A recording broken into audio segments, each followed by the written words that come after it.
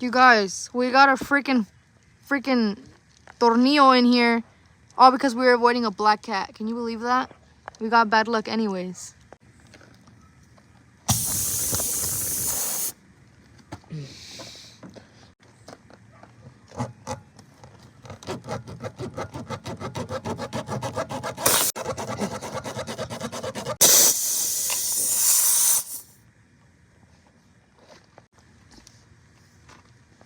Okay, well, I thought it was big. It's not even. It's that small.